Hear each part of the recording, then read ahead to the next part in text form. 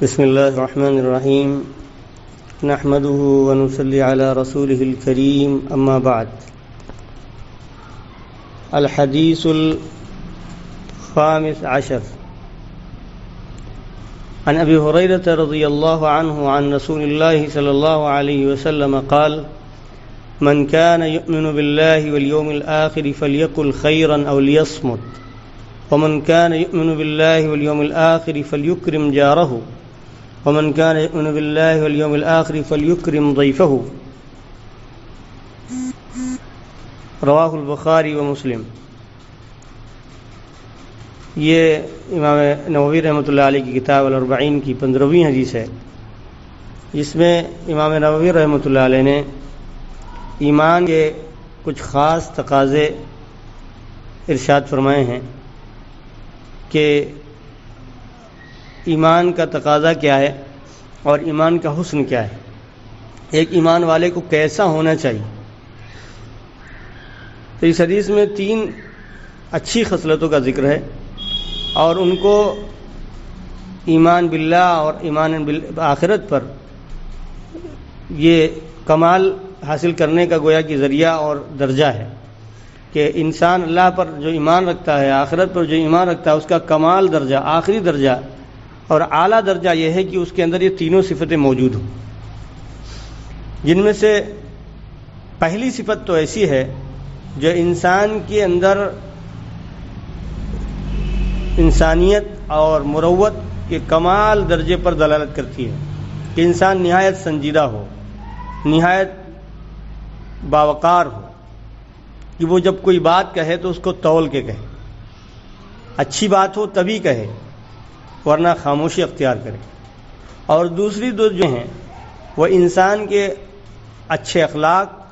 اور اس کے نہایت شریف ہونے کی علامت ہے۔ تو ان میں سب سے پہلی جو صفت بیان فرمائی ہے وہ یہ ہے کہ انسان خیر بات کہے، جب بھی کہے تو خیر کہے، اچھی بات کرے، اگر اچھی بات نہیں کہنا ہے تو خاموش رہے، اس لیے کہ اللہ تعالیٰ نے، اللہ کے رسول نے جو یہاں پر پیرائے بیان اختیار کیا ہے کہ من کان یؤمن باللہ والیوم الآخر، اس میں ایک تحریض ہے، گویا کہ سامنے والے کو اس میں ابھارا گیا ہے ان صفات سے متصف ہونے پر، ان صفات کو اپنے اندر پیدا کرنے پر۔ ایسے ہی جیسے کہ کوئی باپ اپنے بیٹے سے کہتا ہے کہ اگر تم میرے بیٹے ہو تو ایسا کام کرو، یا کوئی استاد اپنے شاگرد سے کہتا ہے کہ اگر تم میرے شاگرد ہو تو تم کو یہ کام کرنا پڑے گا۔ تو یہ ایسے ہی ہے کہ اگر تم اللہ پر اور آخرت پر ایمان رکھتے ہو تو تمہاری ذمہ داری ہے کہ تم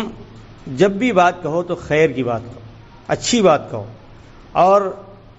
اگر ایسی اچھی بات نہیں کہہ سکتے تو خاموش رہو۔ اب اچھی بات میں کیا ہے؟ اچھی باتوں میں جو بھی دینی نفع کی چیزیں ہیں، قرآن کی تلاوت ہے، حدیث کا پڑھنا ہے، تعلیم و تعلم ہے، علم نافع کا سیکھنا ہے، وہ چاہے جو بھی علم ہو، چاہے دنیاوی کے اعتبار سے نفع بخش ہو، چاہے اخروی اعتبار سے نفع بخش ہو، اور دنیاوی معاملات کے اندر بات چیت کرنا ہے، خرید و فروخت کے سلسلے میں اور دوسرے معاملات میں بات چیت کرنا ہے، جس کا کوئی نفع ہو، ہر ایسی بات جس کا کوئی نفع ہو وہ خیر کی بات ہے، وہ اچھی بات ہے، اس کو کرنا چاہیے۔ اس کے علاوہ جو باتیں ہیں جیسے جھوٹ ہے، غیبت ہے، دوسرے کو دھوکہ دینا ہے، بہتان لگانا ہے، اور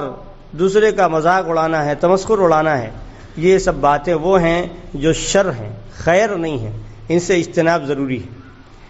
اور ایمان والوں کا تو اللہ تعالیٰ نے ایک امتیاز بیان فرمایا ہے قرآن کے اندر کہ والذین هم عن اللغو معرضون، کہ کامیاب اور بامراد لوگ وہ ہیں جو لغو باتوں سے اعراض کرنے والے ہیں، اور لغو باتیں، ہر وہ بات لغو ہے جس کا کوئی دنیاوی اور اخروی نفع نہ ہو۔ چنانچہ بعض اہل علم نے اور بعض بڑے علماء نے جو بات انسان کرتا ہے اس کی 4 قسمیں کی ہیں۔ نمبر 1 وہ باتیں جن کے اندر صرف نقصان ہی نقصان ہے، کوئی نفع نہیں۔ دوسرے وہ باتیں جو صرف نفع ہی نفع ان کے اندر ہے، کوئی نقصان نہیں ہے۔ اور تیسری وہ قسم جس میں کچھ نفع بھی ہے کچھ نقصان بھی ہے، اور چوتھی وہ قسم جس میں نہ نفع ہے نہ نقصان ہے۔ تو پہلی جو چیز ہے جس میں ایسی بات جس میں نقصان ہی نقصان ہے اس سے تو اجتناب کرنا واجب اور ضروری ہے، لازم ہے، اس سے اجتناب کیا جائے۔ اور دوسری قسم جس میں نفع ہی نفع ہے، اگر وہ واجب کے سلسلے میں ہے تو اس کا بات کرنا واجب ہے، اگر مستحب اور مندوب کے سلسلے میں ہے تو اس کی بات کرنا مستحب اور پسندیدہ ہے، اگر اس میں نفع ہی نفع ہے۔ اور تیسری قسم جس میں نفع بھی ہے نقصان بھی ہے، اگر اس میں نفع کا امکان زیادہ ہو، نفع زیادہ ہو تو اس کی بات کرنا جائز ہوگا، اور اگر نقصان زیادہ ہو تو ناجائز ہوگا۔ اور چوتھی قسم جس میں نہ کوئی نفع ہے نہ کوئی نقصان ہے، فضول باتیں، یہ جس میں وقت ضائع ہوتا ہے، جس سے کوئی فائدہ حاصل نہیں ہونا، اس سے اجتناب بھی لازم اور ضروری ہے۔ لہذا اس حدیث سے جو سبق ملتا ہے وہ یہ ہے کہ زبان کی حفاظت کی جائے، اور کلام کرنے سے پہلے انسان غور کرے کہ میں کیا کہنے جا رہا ہوں، اس کا کیا ایفیکٹ ہوگا، کیا اثر ہوگا، اس کا کیا نفع ہوگا، کیا نقصان ہوگا، اس کا پہلے خیال کرے پھر بولے۔ اس کو کہا کہ پہلے تولو پھر بولو، تاکہ وہ زبان کی جو آفتیں ہیں، کلام کی جو آفتیں ان سے محفوظ رہے، جو بے شمار ہیں، بے شمار ہیں۔ چنانچہ اللہ کے رسول سے صحیح حدیث میں یہ بات ثابت ہے، اللہ کے رسول نے فرمایا کہ ان العبد لا يتكلم بالكلمة من سخط اللہ لا يلقي لها بالا يهوي بها في جہنم، کہ ایک بندہ کوئی بات کہتا ہے جو اللہ کو ناراض کرنے والی ہوتی ہے، حالانکہ وہ اس کی طرف توجہ بھی نہیں دیتا، وہ ایسی بات ہوتی ہے جس کو توجہ بھی نہیں دیتا کہ میں کیا کہہ رہا ہوں، اور وہ اللہ کو ناراض کرنے والی ہوتی ہے، اور پھر وہ اس کی وجہ سے جہنم رسید ہو جاتا ہے۔ تو زبان ایسی خطرناک چیز ہے، چنانچہ ابھی اسی کتاب کی 29ویں حدیث کے اندر الفاظ آئیں گے کہ وَهَلْ يَكُبُّ النَّاسَ فِي النَّارِ عَلَى وُجُوهِهِمْ إِلَّا حَصَائِدُ أَلْسِنَتِهِمْ، کہ کیا لوگوں کو جہنم میں منہ کے بل گرانے والی چیز زبان کے الفاظ کے علاوہ بھی کوئی چیزیں ہیں؟ تو یہ زبان کی آفتیں بہت ہیں، بے شمار ہیں۔ لہذا اللہ کے رسول نے فرمایا کہ دین کا تقاضا، ایمان بالآخرت اور اللہ پر ایمان کا تقاضا یہ کہ زبان کی حفاظت کی جائے، خیر بات ہی زبان سے نکالی جائے، اور ہر وہ بات جس میں نقصان ہو یا جس میں کوئی فائدہ نہ ہو اس سے اجتناب کیا جائے۔ یہ انسان کے ایمان کے کمال کی علامت ہے، کمال ایمان کی علامت ہے۔ پھر اس کے بعد دو صفات کا اور ذکر فرمایا جو انسان کے اچھے اخلاق والا ہونے کی، ایک اچھا ایمان والا ہونے کی علامتیں ہیں، جن میں پہلی یہ بیان فرمایا کہ جو آخرت پر اللہ پر ایمان رکھتا ہے اس کو چاہیے کہ اپنے پڑوسی کا اکرام کرے۔ یہ وہ دوسری صفت ہے جس کا گویا کہ ایک ایمان والے سے مطالبہ کیا جا رہا ہے کہ وہ پڑوسی کا اکرام کرے۔ اور پڑوسی کا اکرام میں یہ ہے کہ پڑوسی سے اگر کوئی تکلیف پہنچے تو اس کو برداشت کرے، جیسا کہ بعض روایتوں میں اس کی صراحت بھی کی گئی ہے فَلَا يُؤْذِي جَارَهُ، کہ اپنے پڑوسی کو تکلیف نہ پہنچائے،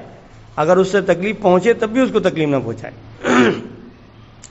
اور سب سے بہترین تفسیر پڑوسی کے اکرام کے سلسلے میں وہی ہے جو حدیث میں وارد ہوئی ہے کہ اللہ کے رسول سے مروی ہے، جیسا کہ طبرانی کی روایت ہے کہ اتدرون ما حق الجار، کیا تم جانتے ہو کہ پڑوسی کا حق کیا ہے؟ پھر آپ نے خود ہی جواب دیا کہ اذا استعانک اعنتہ، کہ جب وہ تم سے مدد طلب کرے تم اس کی مدد کرو، واذا استقرضک اقرضتہ، اور جب وہ تم سے قرض مانگے تو اس کو قرض دو، واذا افتقر جدت علیہ، اور جب وہ فقر و فاقہ میں مبتلا ہو جائے تو اس پر سخاوت کرو، اس کی مدد کرو، وَإِن مَرِضَ عُدْتَهُ، جب بیمار ہو تو اس کی عیادت کرو، وَإِن مَاتَ اتَّبَعْتَ جَنَازَتَهُ، اور جب وہ اس کی وفات ہو جائے تو اس کے جنازے میں شرکت کرو، وَإِن أَصَابَهُ خَيْرٌ هَنَّأْتَهُ، اگر اس کو کوئی خوشی کا موقع آئے تو اس کو خوش آمدید کہو، اس کی خوشی میں اس کے ساتھ شرکت کرو، وَإِن أَصَابَتْهُ مُصِيبَةٌ عَزَّيْتَهُ، اگر کوئی پریشانی لاحق ہو جائے تو اس کے لیے اس کو تسلی دو، اس کے لیے تسلی کے کلمات کہو، وَلَا تَسْتَطِيلُ عَلَيْهِ بِالْبِنَاءِ، اور اپنے گھر کی عمارت کو اتنا اونچا نہ کرو کہ تم اس کے ہوا کو روک لو، الا بِإِذْنِهِ، مگر یہ کہ اس کی اجازت سے ہو، کہ اگر اس سے اونچا گھر بنا رہے ہو تو پڑوسی سے اجازت لے کے بناؤ، وَإِذَا اشْتَرَيْتَ فَاكِهَةً فَاهْدِ لَهُ مِنْهَا، اور اگر کچھ میوہ جات خریدو، کچھ پھل خریدو تو اس میں سے اس کو بھی کچھ دو. وَإِن لَّمْ تَفْعَلْ فَأَدْخِلْهَا سِرًّا وَلَا تُخْرِجْ بِهَا، اور اگر داخل بھی کرو اس کو تو چپکے سے داخل کرو اور اس کو باہر نکال کے نہ دکھاؤ. یعنی اس کو اگر نہیں دینا ہے تو آپ چپکے سے لے جائیے، خاموشی سے لے جائیے. ایسا نہ ہو کہ آپ لے کے جائیں، اب اس کا آپ کا فلا تخرج بها ولدک، اب اس کا آپ کا بیٹا وہ پھل لے کے باہر کھا رہا ہے، فیغیظ ولدہ، اور پھر وہ اس کے بیٹے کو ناراض کر دے، اس کا بیٹا اس کو دیکھ کے رونے لگے، اس کے اندر اتنی استطاعت نہیں ہے کہ وہ پھل لا کے اس کو کھلا سکے. لہذا اگر آپ اس کو دینا نہیں ہے تو کم سے کم آپ خاموشی کے ساتھ اپنے گھر کے اندر لے جائیے. ولا تؤذی بقطارف قدرک، اور اپنے ہانڈی کی خوشبو سے اس کو تکلیف نہ پہنچاؤ. الا ان تغرف له منها، مگر یہ کہ اس میں سے ایک چمچ اس کو بھی دے دو. یعنی آپ کچھ پکا رہے ہیں جس کی خوشبو پڑوسی کو مل رہی، اس سے اس کو تکلیف پہنچتی ہے. لہذا یہ پڑوسی کے حقوق ہیں. اور صحیحین میں تو بخاری اور مسلم میں تو روایت میں ہے کہ اللہ کے رسول فرماتے ہیں کہ ما زال جبریل یوصینی بالجار، کہ جبریل مجھ کو برابر پڑوسی کے بارے میں وصیت کرتے رہے، حتی ظننت انہ سیورثہ، یہاں تک کہ میں نے یہ گمان کر لیا کہ وہ عنقریب اس کو وارث بنا دیں. یہ پڑوسی کا حق ہے. لہذا پڑوسی کے بہت سے حقوق ہیں، اور پڑوسی کے سلسلے میں کوئی فرق نہیں ہے کہ وہ قریب کا ہے کہ دور کا ہے، مسلمان ہے کہ غیر مسلم ہے. تمام پڑوسیوں کے حقوق ثابت ہیں. جو بھی پڑوسی اس کا حق ثابت ہوگا. البتہ اگر مسلمان ہے تو پڑوس کے ساتھ اس کا اسلام کا حق بھی شامل ہو جائے گا. اور اگر وہ کوئی عزیز ہے، قریبی ہے، رشتہ دار ہے تو اس کے تین حق ہو جائیں گے، کہ ایک تو پڑوسی کا حق، ایک تو اسلام کے ہونے کا حق، اور ایک دوسرا رشتہ داری کا حق. لہذا حقوق میں اضافہ ہوگا. لیکن اگر وہ کافر بھی ہے تب بھی پڑوس کا حق تو اس کا بنے گا. لہذا پڑوسی کا حق ادا کرنا یہ بہت ہی اہم حق ہے جو اسلامی حقوق میں اس کو شمار کیا ہے، اور بہت اس پر تاکید کی گئی ہے اسلام کے اندر. اور مسئلہ یہ ہے کہ پڑوسی کتنی دور تک پڑوسی شمار ہوگا. تو اس کے سلسلے میں کہا گیا ہے کہ آپ کے اور اس کے درمیان میں 40 گھر جتنے ہیں، آپ کے آس پاس میں جو 40 گھر ہیں وہ آپ کے پڑوسی ہیں. اور اسی طرح جو ہے بتایا گیا کہ جو گھر آپ جس بستی میں رہ رہے ہیں، آپ کے آس پاس سے 40 گھر آپ کے پڑوسیوں میں شمار ہوتے ہیں. لہذا اس کے ذریعے سے گویا کہ ایک بہت بڑی تعلیم دی گئی کہ جو زمین ہے اس کے اندر صلح و آستی کا جو ہے پیغام عام ہو، محبتیں عام ہوں. لہذا ہر شخص اگر اپنے پڑوس کے لوگوں کا خیال رکھنا شروع کر دے، ہر شخص اپنے پڑوسی کے حقوق ادا کرنا شروع کر دے، تو ظاہر سی بات ہے کیسا الفت و محبت کا ماحول بنے گا، کیسا ایک دوسرے کی جو ہے کیئر کرنے کا، ایک دوسرے کا خیال رکھنے کا ماحول بنے گا، آپسی محبتیں کیسی پیدا ہوں گی، اس کا ہم تصور بھی نہیں کر سکتے. یہی دین ہے، یہی ہمارا اسلام کو سکھاتا ہے کہ آپس میں محبت کے ساتھ رہیں. پڑوسی کوئی بھی ہو، لیکن اس کا اللہ کے حتیٰ کہ اللہ کے رسول نے فرمایا اگر یہودی بھی ہو تو اس کے ساتھ بھی وہی برتاؤ کرنا ہے. اور اللہ کے رسول نے کر کے دکھایا ہے، صحابہ نے کر کے دکھایا ہے، کوئی صرف خالی باتیں نہیں ہیں. اور تیسری بات جو فرمائی وہ یہ کہ وَمَنْ كَانَ يُؤْمِنُ بِاللَّهِ وَالْيَوْمِ الْآخِرِ فَلْيُكْرِمْ ضَيْفَهُ، کہ جو آخرت پر اور اللہ پر ایمان رکھتا ہے اس کو چاہیے کہ مہمان کا اکرام کرے. یہ تیسری خصلت ہے، تیسری صفت ہے جو کمال ایمان کی علامت ہے، جو کمال ایمان پر دلالت کرنے والی ہے کہ انسان اللہ کے لیے اکرام مہمان کرے، مہمان کا اکرام اللہ کے لیے کرے. اس لیے نہ کرے کہ بھائی ہم کو ان کے یہاں جانا ہے تو یہ بھی ہمارا اکرام کریں گے، یا ہم ان کے یہاں گئے تھے انہوں نے ہمارا اکرام کیا تو اس لیے ہم ان کا اکرام کریں گے. نہیں، اللہ کے لیے اور آخرت کے ثواب کی نیت سے کریں کہ اللہ راضی ہو جائے اور آخرت میں ہم اللہ تعالیٰ ہم کو کامیاب کر دے. تبھی یہ ایمان کی علامت ہے اور آخرت پر ایمان کی کمال ایمان کی علامت ہے. اور یہاں پر یہ بعض اکرام ذیب میں یہ چیز یہ ہے کہ بھئی اس کے ساتھ اچھی طرح ملاقات کرے، جب وہ آئے تو اس کے ساتھ بشاشت سے اور محبت سے پیش آئے، اور جو بھی محضر ہو، جو بھی لائق اس کے انتظام کر سکتا ہو وہ انتظام کرے، اس کو ٹھکانہ دے، اس کو اچھی طرح بٹھائے، اور جو اس کے لیے ضیافت کا سامان اپنی بقدر استطاعت پیش کر سکتا ہے اپنی حیثیت کے مطابق وہ فوراً پیش کرے، ٹال مٹول نہ کرے. یہ اس کا اکرام ہے. اور ضیافت کی جو حد ہے وہ حدیث کے مطابق 3 دن ہے، بشرط یہ کہ جو مہمان ہے، جو بھی مہمان کو پیش کیا جا رہا ہے وہ اس کی ضرورت اور اس کے اہل و عیال کی ضرورت سے زائد ہو. اور اگر وہ ضیافت پر قادر نہیں ہے تو اس پر زبردستی نہیں ہے، لیکن یہ مہمان کا حق ہے کہ اس کو 3 دن تک اس کی مہمانی کی جائے. 3 دن تک مہمان ہے، اور اگر اس کے بعد کوئی کھلاتا ہے، اس کے بعد اپنے گھر میں آنے والے کا اکرام کرتا ہے تو وہ صدقہ ہے، اس کا بھی اس کو اجر ملے گا، لیکن اس کے بعد